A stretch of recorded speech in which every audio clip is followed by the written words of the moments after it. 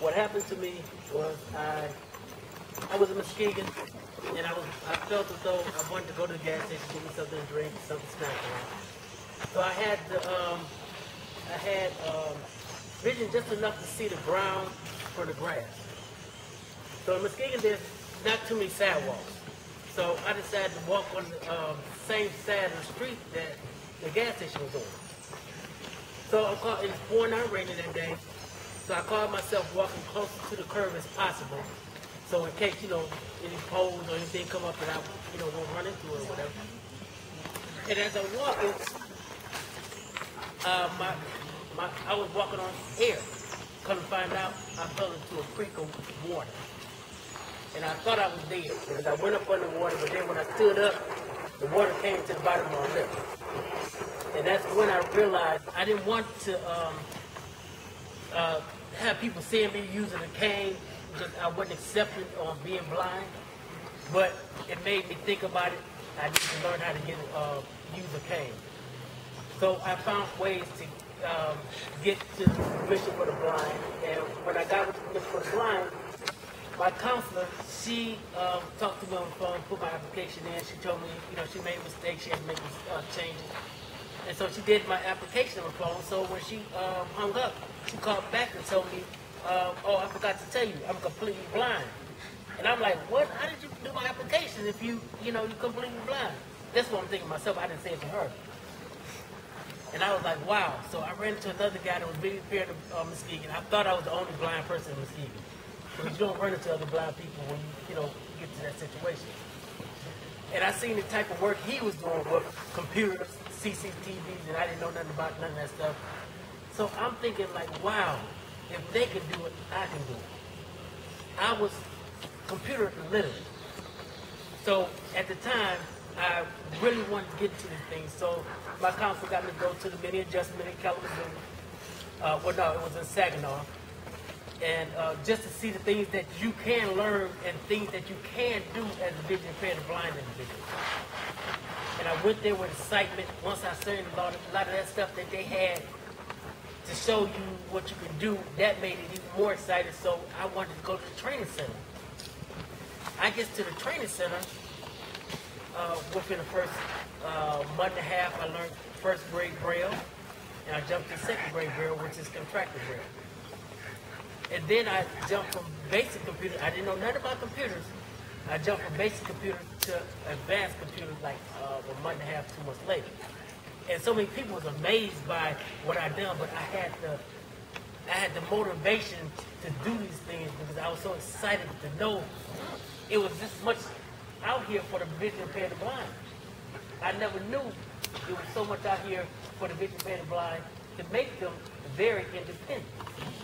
And as I was going through the trainings at the Kalamazoo Training Center for the Blind, I started tutoring on my own. I started tutoring people behind me that would come in that was doing the same thing I was doing. And a lot of the teachers, instructors that was there, they were so impressed because some of their students came to them with some of the training that I had on their voice recorder, and they was like, you was on point with everything. So I did training. I mean, I was a motivated speaker. I mean, I was a mentor. I was tutor, and I did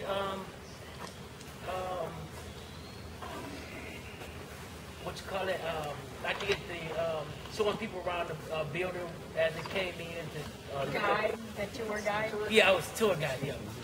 I did the tour guide, and a lot of people didn't want me to go when it was time for me to go. They were trying to convince me into staying for a couple months saying I needed more work, work on this and that, but actually I didn't. But it was so good that everybody thought of me highly because everybody seen how motivated I was, how drive I was to accomplish so many things.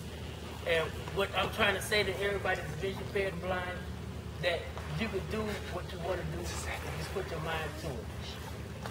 After I left the training center, I worked at a place called Disability Advocates. They work with people with disabilities, blind, vision impaired, blind, other handicaps. I worked there as a volunteer. I worked with Salvation Army, bell ringers for the last 3 years. I worked at Myers Frederick Gardens as at the information desk, giving people pamphlets. And I couldn't see the pamphlets, but yet they told me where the pamphlets was at. And I ended up reaching out, giving people pamphlets, and they were smiling at me, which they told me they were smiling at me, because of the fact that it was so amazing how I was just reaching out and giving them things that they asked for. I did 2 job assessments, and it's amazing if you put your mind to it, if you try to do some of these things that you think you can't do. If you can't do it after all, it's okay.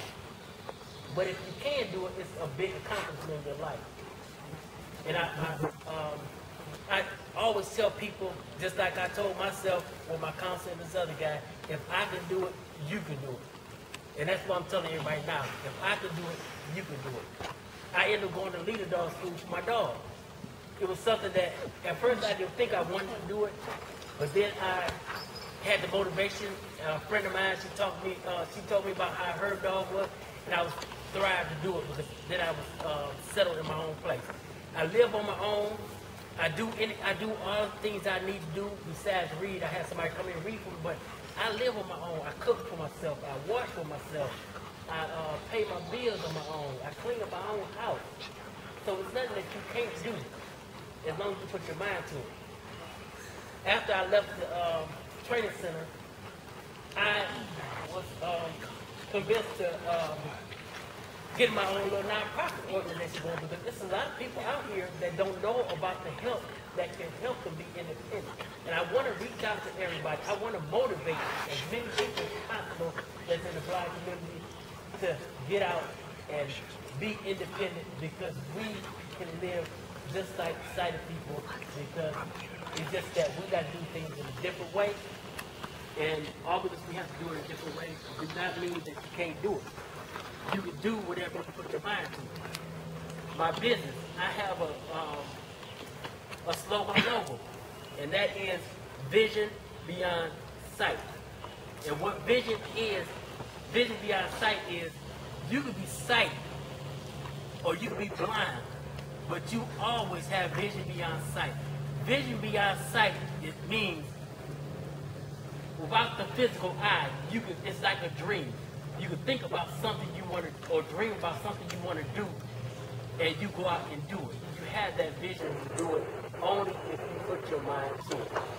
The only way you want to do it is put your mind to it.